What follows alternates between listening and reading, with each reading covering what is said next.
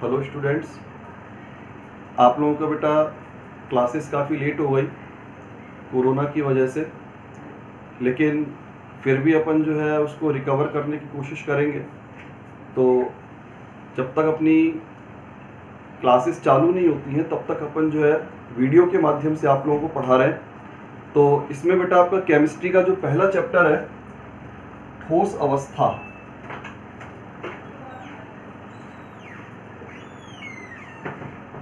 ठोस अवस्था ये आपके केमिस्ट्री का पहला चैप्टर है। तो इस चैप्टर को मैं बेटा आपको शुरुआत कर रहा हूँ और बोर्ड परीक्षा में आपका ये जो चैप्टर आता है 3 अंक का आता है और 3 अंक के इस चैप्टर में केवल छोटे छोटे very short answer type question ही आपको मिलते हैं। यानी एक एक नंबर के 3 क्वेश्चन आपको मिलेंगे जिनके आंसर अपने को 1-2 शब्दों में या अधिकतम 1 या 2 लाइनों में अपने को देने होते हैं। तो इस तरह के बेटा क्वेश्चन आपको यहाँ पर एग्जाम में मिलते हैं। अब बेटा जैसा कि अपना चैप्टर का नाम है ठोस अवस्था, तो सबसे पहली चीज आती है यहाँ पर कि ये जो हम ठोस पढ़ने जा रहे हैं ठोस अवस्था, इसमें ठोस का मतलब क्या होता है। ठोस अवस्था जो हमारा चैप्टर है, तो पहली चीज आती है कि ठोस का अर्थ क्या है। बेटा ठोस का अर्थ होता है पदार्थ की वह अवस्था जिसका आकार एवं आयतन दोनों ही निश्चित होते हैं। पदार्थ की वह अवस्था जिसमें आकार एवं आयतन दोनों ही निश्चित होते हैं, उस अवस्था को अपन बोलते हैं ठोस अवस्था। यानी इसकी पहली विशेषता हमारे सामने निकल के आई, आकार एवं आयतन निश्चित। आकार भी निश्चित और बेटा आयतन भी निश्चित। फिर दूसरी बात, कोई पदार्थ ठोस होता है, कोई पदार्थ द्रव होता है और कोई पदार्थ गैस होता है। तो पदार्थों में इस प्रकार की अवस्थाओं का कारण क्या है। पदार्थों में इन अवस्थाओं का कारण होता है पदार्थों के कणों के मध्य में लगने वाले आकर्षण के बल। जहां आकर्षण बल बहुत ज्यादा प्रबल होते हैं वहां कण एक दूसरे के साथ समीपता से व्यवस्थित हो जाते हैं, और जब कण बहुत ज्यादा समीपता से व्यवस्थित होते हैं तो अवस्था आती है ठोस अवस्था। तो ठोस अवस्था का कारण होता है कणों के मध्य कार्य करने वाले प्रबल आकर्षण बल।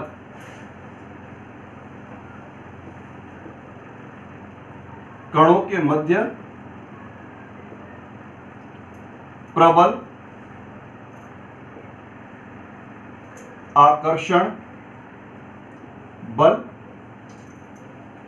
यानी कणों के मध्य जो कार्य करने वाले आकर्षण बल होते हैं वो अत्यधिक प्रबल होते हैं, और आकर्षण बलों की प्रबलता के कारण से कण जो होते हैं वो मजबूती से जुड़े हुए होते हैं। आकर्षण बलों की प्रबलता के कारण से कण मजबूती से जुड़ा होता है, और जब कण मजबूती से जुड़ा होगा तो इस अवस्था में कण जो है गतिहीन होते हैं। कणों में किसी प्रकार की कोई गति नहीं होती, केवल कण अपनी माध्य स्थिति के इर्द गिर्द कंपन कर सकता है।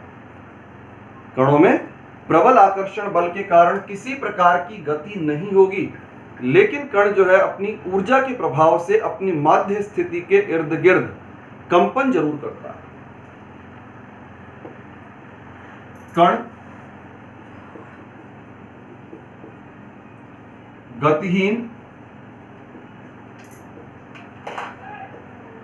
अवस्था में होते हैं,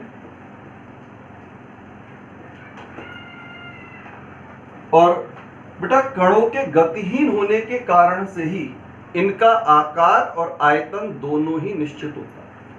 अगर कणों में गति पाई जाए तो कणों में गति होने की स्थिति में आकार और आयतन दोनों ही अनिश्चित हो सकते हैं। जैसा द्रव होते हैं, द्रवों में आकार अनिश्चित होता है, आयतन निश्चित होता है, लेकिन आकार अनिश्चित होता है। कारण क्योंकि द्रव पदार्थों में कण गति करते हैं, बंधकर एक दूसरे से बंधकर के गति करते हैं, इसके कारण से वहां आकार तो अनिश्चित होते हैं लेकिन आयतन निश्चित होते हैं। गैसों में क्या होता है, आकर्षण बल बहुत ज्यादा दुर्बल होता है, और बहुत ज्यादा आकर्षण के दुर्बल होने के कारण से वहां कण स्वतंत्रता पूर्वक गति करते हैं, जितना स्थान उनको फैलने के लिए मिलता है पूरे स्थान में फैल जाते हैं। इसलिए ना तो आकार निश्चित होता है और ना ही उनका आयतन निश्चित होता है। तो इसमें तीन बातें आई, आकार और आयतन निश्चित होते हैं, कणों के मध्य आकर्षण बल अत्यधिक प्रबल होता है, कण गतिहीन अवस्था में होते हैं,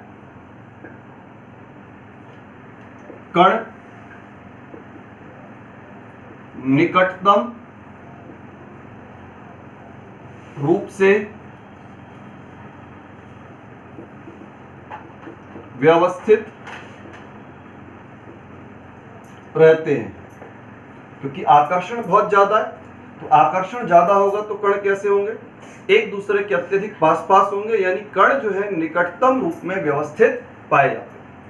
इसको अगर हम चित्र के माध्यम से देखें, ठोसों को,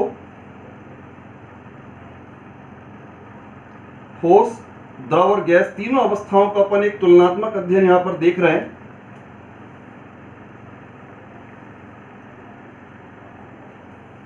देखिए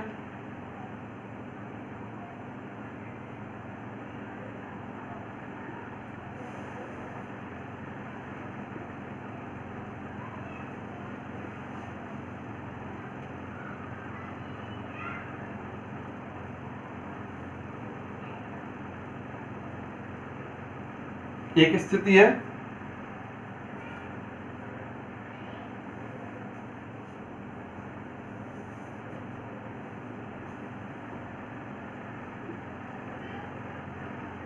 दूसरी स्थिति है, और ये तीसरी स्थिति हो गई।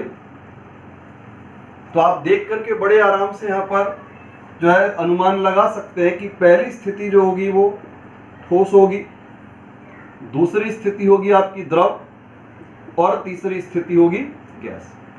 कण एकदम से निकटतम रूप से व्यवस्थित है। निकटतम रूप से व्यवस्थित होने का कारण होता है कणों के मध्य आकर्षण बलों का अत्यधिक प्रबल होना। ठोसों के जितने भी गुणधर्म हैं, ठोसों में जितने भी गुणधर्म हैं, वो सारे के सारे गुणधर्म जो है इस एक बिंदु पर आकर के रुक जाते हैं।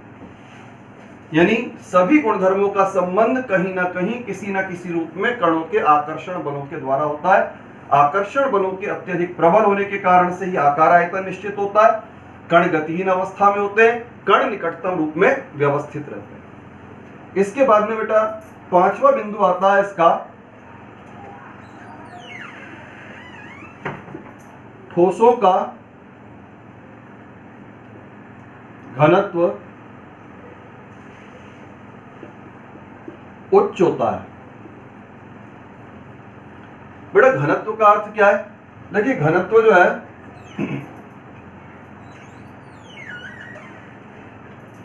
घनत्व बराबर होता है द्रव्यमान बटे आयतन। ये तो बेटा घनत्व का हो गया फॉर्मूला। अगर हम घनत्व को परिभाषित करें तो एकांक आयतन का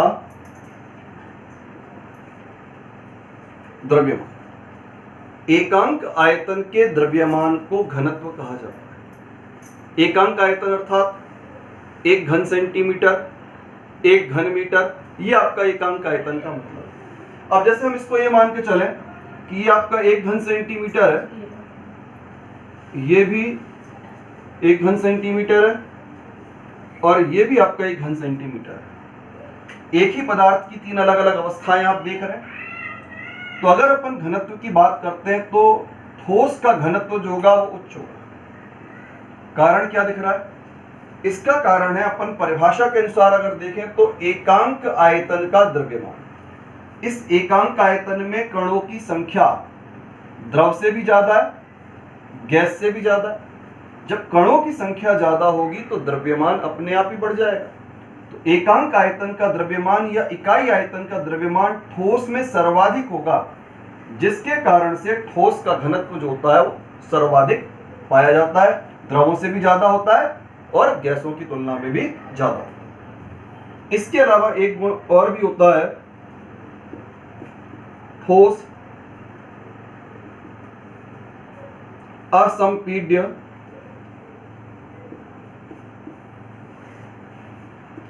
होते हैं।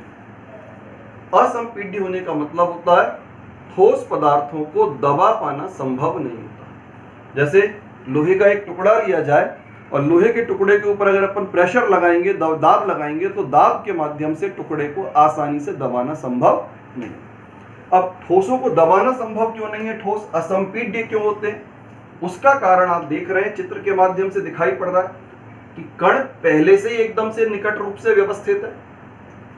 ठोस पदार्थों के कण एक दूसरे के साथ निकटता से व्यवस्थित होने के कारण से उनको दाब के माध्यम से और अधिक समीप लाना संभव नहीं हो पाता है, जिसके कारण से ठोस पदार्थों के अंदर असंपीड्यता का गुणधर्म पाया जाता है। द्रवों में कणों के बीच थोड़ी दूरी होती है और इसी दूरी के प्रभाव से द्रव पदार्थों को थोड़ी मात्रा में दबाया जा सकता है। देखिए, द्रवों पर दाब का जो अपन अपने दैनिक जीवन में अध्ययन करते हैं, द्रवों पर दाब का प्रभाव का अगर अपन अध्ययन करें तो अपने वाहनों में, आपके व्हीकल्स में, आपके जैसे स्कूटर वगैरह होता है या आपकी बाइक होती है, उनके शॉकर होते हैं। शॉकर में दो चीजें होती हैं, एक तो स्प्रिंग होता है, स्प्रिंग के अलावा शॉकर के अंदर ऑयल भी भरा होता है। तो सबसे पहले झटके को सहन करने का काम करता है आपका स्प्रिंग, और स्प्रिंग के साथ साथ झटके को सहन करने का काम करता है उसके अंदर भरा हुआ ऑयल। तो ऑयल और स्प्रिंग दोनों मिलकर के झटके को सहन कर सकते हैं। तो झटके को सहन करने की क्षमता इसीलिए आती है क्योंकि द्रव जो होता है उसमें थोड़ी मात्रा में संपीड्यता का गुणधर्म पाया जाता है। कणों के मध्य में थोड़ी दूरियां होती है जो दाब के प्रभाव से एक दूसरे के समीप आ जाते हैं, और जैसे ही वो समीप आएंगे प्रतिकर्षण बल उनको वापस धकेलेगा। तो इस तरह से झटके को हमारे शरीर के ऊपर कम किया जा सकता है। तो इस तरह से आपका जो द्रव होता है उस द्रव की संपीड्यता का हम अपने दैनिक जीवन में प्रयोग भी करते हैं। तो ठोस असंपीड्य किस वजह से होता है, क्योंकि ठोस पदार्थों के कण एक दूसरे के साथ निकटता से व्यवस्थित है, और निकटता से व्यवस्थित होने के कारण से दाब के प्रभाव से इन कणों को और अधिक समीप ला पाना संभव नहीं होता। द्रवों में थोड़ी दूरी पाई जाती है जिसके कारण से दाब लगाने पर कणों को थोड़ा अधिक समीप लाया जा सकता है। गैसों के कणों में दूरियां काफी ज्यादा होती हैं। जब दूरियां ज्यादा होंगी तो अपन दाब के प्रभाव से इन कणों को और अधिक समीप ला सकते हैं। तो इस तरह से बेटा ठोस पदार्थों की कुछ ये विशेषताएं बताई।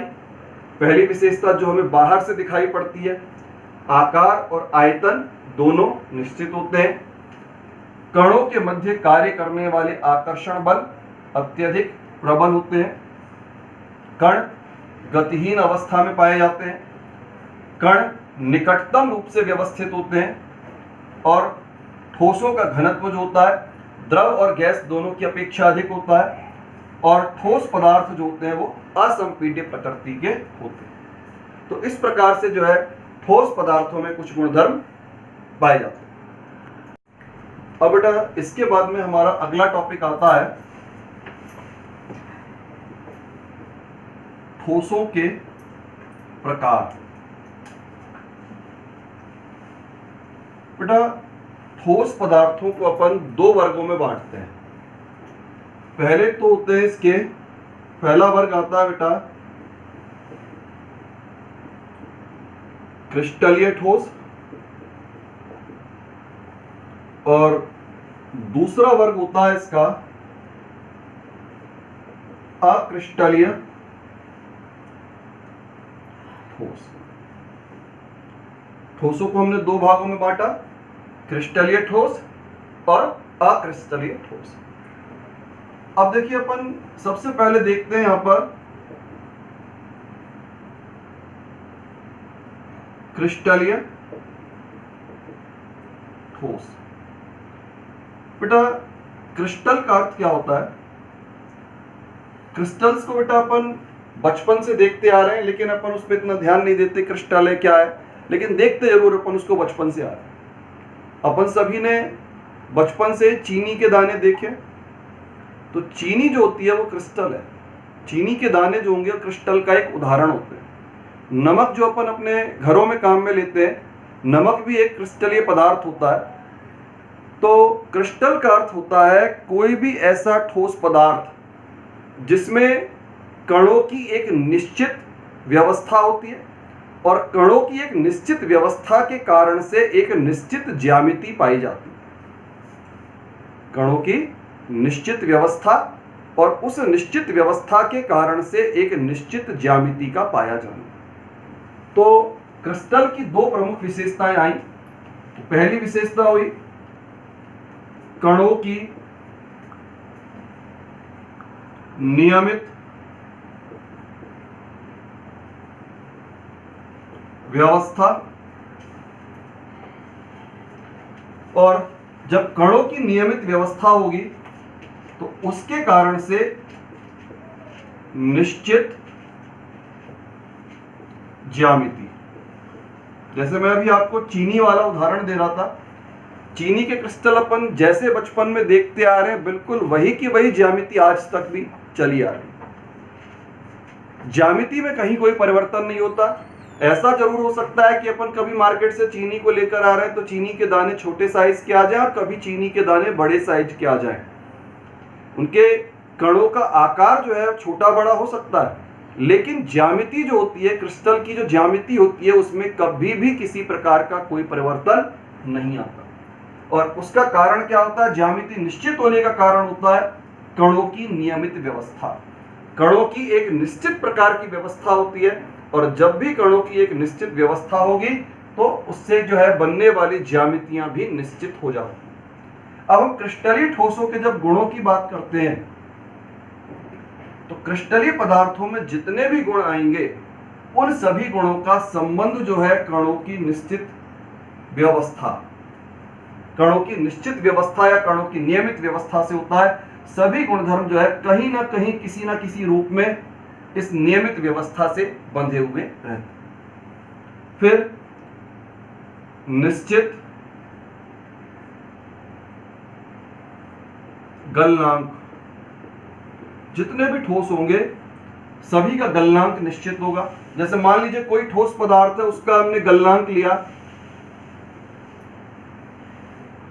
65 डिग्री सेल्सियस, तो ये एक निश्चित मान है। जबकि अक्रिस्टलीय पदार्थों में गलनांक निश्चित नहीं होता है, बल्कि वहां पर क्या मिलता है? गलनांक की एक परास मिलती है। जैसे हमने बोला गलनांक है 60 से 65 डिग्री सेल्सियस, तो ये गलनांक की कहलाएगी परास। मान फिक्स नहीं है, इसको हम कहेंगे गलनांक की परास। जबकि ये क्या होता है? मान निश्चित है, फिक्स है, ना तो 65 से ज्यादा है ना 65 से कम है। तो इसमें एक गुणधर्म आ गया निश्चित गलनांक। जितने भी ठोस पदार्थ होते हैं सबका गलनांक जो होता है वो निश्चित होता है। फिर बेटा इसके बाद जितने भी क्रिस्टलीय ठोस होते हैं सभी क्रिस्टलीय ठोस दीर्घपरासी होते हैं। दीर्घपरासी का अर्थ क्या है? दीर्घपरासी का अर्थ होता है, जैसे एक चित्र के माध्यम से हम इसको समझें।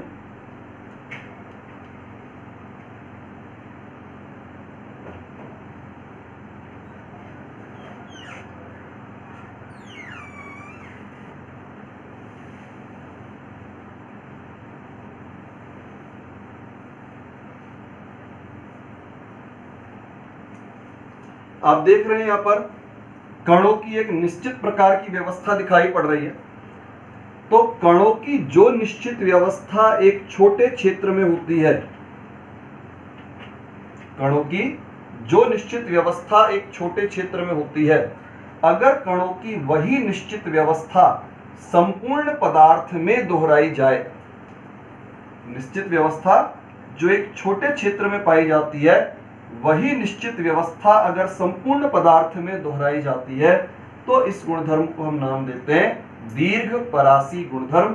और जितने भी क्रिस्टलीय ठोस पदार्थ होते हैं सभी क्रिस्टलीय ठोस पदार्थ दीर्घपरासी गुणधर्म का पालन करते हैं। तो क्रिस्टलीय ठोसों की सबसे पहली बात, कणों की नियमित या निश्चित व्यवस्था होती है और इस निश्चित या नियमित व्यवस्था के कारण से निश्चित ज्यामितियां होती हैं। इसी कारण से गलनांक भी निश्चित होते हैं। सभी क्रिस्टलीय ठोस आपके दीर्घ परासी होते हैं। दीर्घ परासी का अर्थ होता है क्रिस्टलीय ठोस पदार्थ में कणों की जो एक नियमित व्यवस्था, आप देख रहे हैं बिल्कुल एक जैसी व्यवस्था पूरे पदार्थ के अंदर दिखाई पड़ रही है। जो नियमित या निश्चित व्यवस्था एक छोटे क्षेत्र में है, वही निश्चित व्यवस्था पूरे पदार्थ में अगर दोहराई जाती है तो इसको हम नाम देंगे दीर्घ परासी गुणधर्म। फिर इसके अलावा इसमें एक गुणधर्म होता है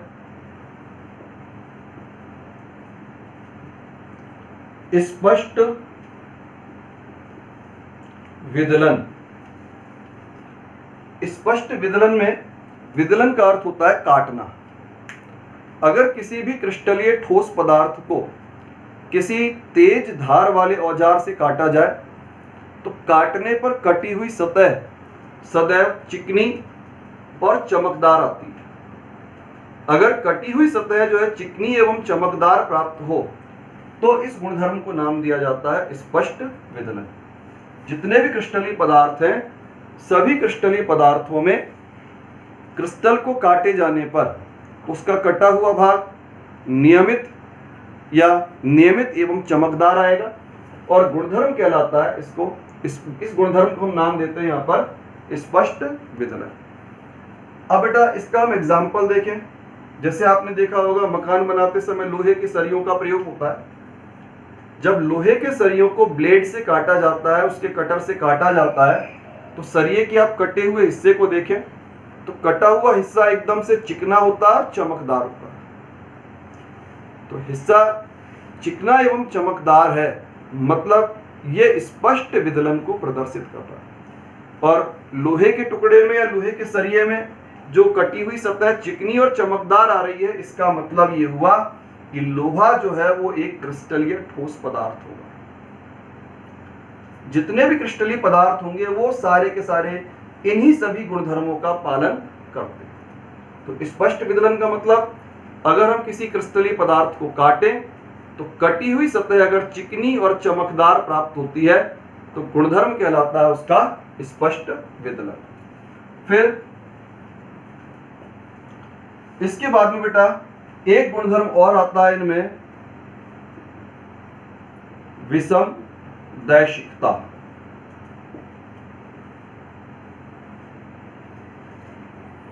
बेटा विषम दैशिकता शब्द का अर्थ क्या है? देखिए, जैसे मान लीजिए एक पदार्थ है, कोई ठोस पदार्थ है और इस ठोस पदार्थ में अपन किसी विशेष भौतिक गुणधर्म का अध्ययन कर रहे हैं। मान लीजिए हम गुणधर्म ले रहे हैं अपवर्तनांक, एक भौतिक गुणधर्म होता है। हम अपवर्तनांक का अध्ययन भिन्न भिन्न दिशाओं से करें। मान लीजिए हमने एक बार अध्ययन किया इस दिशा से और एक बार हमने अध्ययन किया इस दिशा से। अगर किसी पदार्थ के भौतिक गुणधर्मों का मान भिन्न भिन्न दिशाओं से भिन्न भिन्न प्राप्त हो, यानी दिशा परिवर्तित होने पर भौतिक गुणधर्म के मान में परिवर्तन हो जाता है, तो ऐसे पदार्थ जो होते हैं उन पदार्थों को जो है विषम दैशिक पदार्थ कहते हैं और पदार्थ के इस गुणधर्म का नाम होता है विषम दैशिकता। सभी क्रिस्टलीय पदार्थों में विषम दैशिकता का गुणधर्म पाया जाता है। विषम दैशिकता का अर्थ क्या है? अगर हम किसी ठोस पदार्थ में भौतिक गुणधर्मों का अध्ययन करें और भौतिक गुणधर्मों का यह अध्ययन भिन्न भिन्न दिशाओं से किया जाए, जैसे हमने उदाहरण के रूप में एक दिशा तो ये ले रखी है, एक दिशा ये ले रखी है, दो अलग अलग दिशाओं से हमने भौतिक गुणधर्म का अध्ययन किया, तो दिशा परिवर्तन से भौतिक गुणधर्म के मान में अगर परिवर्तन हो जाता है तो हमारा पदार्थ जो है विषम दैशिक पदार्थ कहलाता है और इस गुणधर्म को नाम दिया जाता है विषम दैशिकता। तो ये आपका एक गुणधर्म हो गया इसका विषम दैशिकता। फिर बेटा अगला गुणधर्म आता है, जितने भी क्रिस्टलीय ठोस होते हैं इनको अपन कहेंगे वास्तविक ठोस। क्रिस्टलीय ठोस पदार्थों को वास्तविक ठोसों की श्रेणी में रखा जाता है। जितने भी क्रिस्टलीय पदार्थ होते हैं इन सभी क्रिस्टलीय पदार्थों को वास्तविक ठोस माना जाता है, जबकि अक्रिस्टलीय पदार्थों को हम आभासी ठोस या अति शीतित द्रव के नाम से जानते हैं। तो बेटा क्रिस्टलीय ठोस पदार्थों में कई सारी विशेषताएं आपके सामने यहाँ पर प्रदर्शित की गई हैं। कणों की एक निश्चित व्यवस्था होती है, और जब कणों की एक निश्चित व्यवस्था होगी तो उसके कारण से ज्यामिति भी निश्चित होगी। क्रिस्टलीय ठोसों में गलनांक निश्चित होते हैं। क्रिस्टलीय ठोस दीर्घपरासी होते हैं। क्रिस्टलीय ठोसों में स्पष्ट विदलन, विषम दैशिकता, ये सभी गुणधर्म आपके क्रिस्टलीय ठोसों के अंतर्गत पाए जाते हैं। दीर्घपरासी गुणधर्म का अर्थ क्या होता है? दीर्घपरासी गुणधर्म का अर्थ है अगर कणों की जो नियमित व्यवस्था क्रिस्टल के छोटे भाग में उपस्थित होती है, कणों की जो नियमित व्यवस्था एक छोटे भाग में पाई जाती है, अगर वही व्यवस्था संपूर्ण पदार्थ के अंदर दोहराई जाए तो इस गुणधर्म को हम नाम देंगे दीर्घपरासी गुणधर्म। जैसा कि आप चित्र में देख रहे हैं, छोटे भाग में कणों की एक निश्चित व्यवस्था दिख रही है, और जैसी निश्चित व्यवस्था इस भाग में दिख रही है वैसी की वैसी व्यवस्था पूरे पदार्थ में दोहराई जा रही है। तो यह गुणधर्म कहलाता है आपका दीर्घपरासी गुणधर्म। अगला गुण स्पष्ट विदलन। विदलन का मतलब बताया मैंने, काटना। अगर हम किसी क्रिस्टलीय पदार्थ को तेज धार वाले औजार से काटें और काटने पर कटा हुआ भाग चिकना और चमकदार प्राप्त होता है। कटा हुआ भाग अगर चिकना और चमकदार प्राप्त होता है तो यह गुणधर्म कहलाता है आपका स्पष्ट विदलन। फिर विषम दैशिकता। विषम दैशिकता का मतलब होता है कि अगर पदार्थ में भौतिक गुणधर्म का अध्ययन भिन्न भिन्न दिशाओं से करें तो दिशा परिवर्तन के साथ अगर भौतिक गुणधर्म के मान में परिवर्तन हो जाता है, दिशा परिवर्तन के साथ अगर पदार्थ के भौतिक गुणधर्म के मान में परिवर्तन हो जाता है तो ऐसे पदार्थों को हम विषम दैशिक पदार्थ कहते हैं, और ये जो गुणधर्म होता है इसको हम विषम दैशिकता के नाम से जानते हैं। तो इस तरह से बेटा ये सारी की सारी विशेषताएं आपकी क्रिस्टलीय ठोसों में पाई जाती है।